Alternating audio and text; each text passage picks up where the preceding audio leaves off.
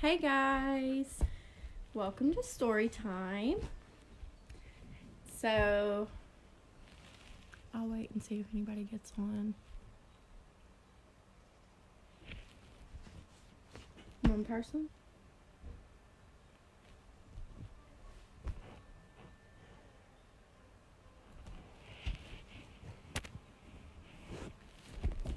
Okay, I'm gonna go ahead and get started.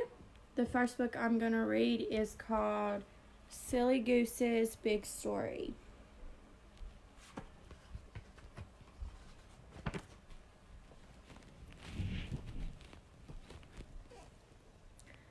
Goose made up great stories. His friends would always beg him, "Tell us a story, Goose." One day, Goose said, "Once upon a time, there were fierce pirates. Soon they were sailing the seven seas together, looking for treasures, and Goose was the captain, the fiercest of all."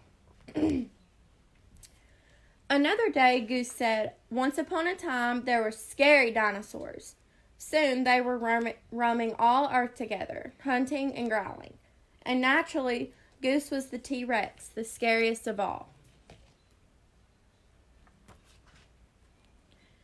Then another day, Goose said, "Once upon a time, there was a mighty king. Soon they were all marching through towns and hills together, conquering the world.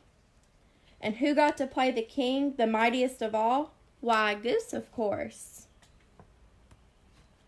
"Wait a minute, Goose," said Beaver.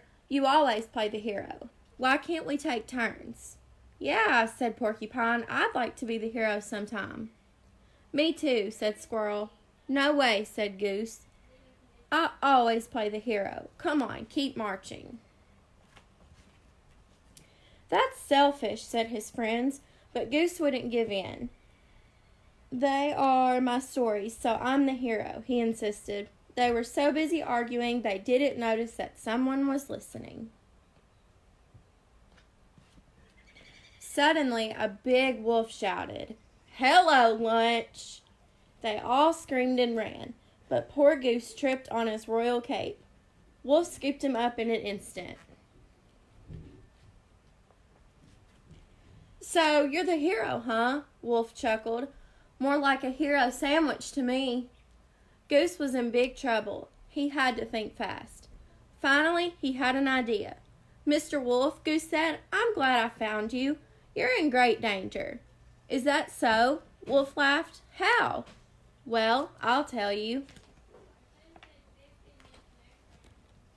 Goose began the biggest story he ever told. Once upon a time, there were thousands of happy wolves living on this mountain. "Uh-huh," said Wolf. "Then one day, what's his name?" "Oh, yeah, Wim showed up," said Goose. "Wim? Who's that?" "Oh, Wim is short for wolf-eating monster." Goose continued. He used to wander around saying, "Yum, yum, I smell a wolf." And when he found one, he popped it into his mouth like a peanut. "You are lying," said Wolf, but he looked worried. "It's true, Mr. Wolf," said Goose. "Do you see thousands of wolves here? And this is the worst part. Wim is back." The trees started to shake, and they heard loud footsteps in the distance. "What's that?" said Wolf. Soon spikes of hair appeared above the treetops. "It couldn't be," said Wolf. Then a deep voice bellowed. I don't know how to say that word, to be honest. "Yum, yum, I smell a wolf." "It's Wim!" cried Wolf. He dropped Goose like a hot potato and took off running. He never looked back. Whew. Goose was relieved, but not for long. Something big was coming his way. It was getting closer and closer. Then from behind the trees there came his ferocious-looking friends. "Yum, yum, I smell a wolf." They were still growling together. Goose shouted with relief, "Oh, you guys, you're Wim." "Yup, I shook the tree," said Squirrel. "The footsteps were me, slapping my tail," said Beaver. "I was Wim's hair," said Porcupine. "Hey, you know what?" Beaver shouted suddenly. we finally got to play the heroes. Play the heroes? Cried Goose. You are the heroes. You saved me. Tell us another story, Goose. The friends begged as they walked home.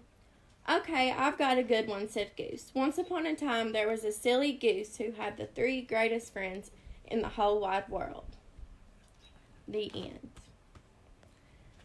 Okay, this next book I read about 10 minutes ago and was cracking up the whole way through it. It's called Pig the Stinker. So, just ignore me if I start laughing. I'm a kid at heart.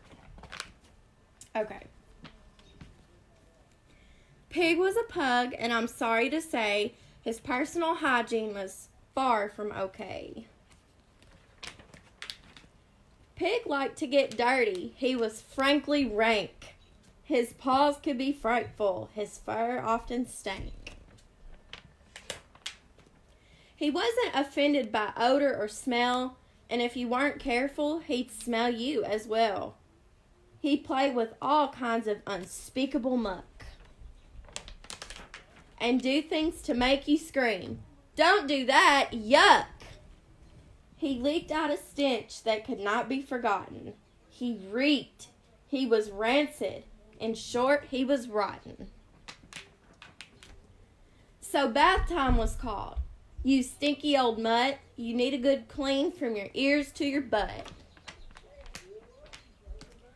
But Pig turned his tail, and before you could grab it, he was out of that room like a foul little rabbit.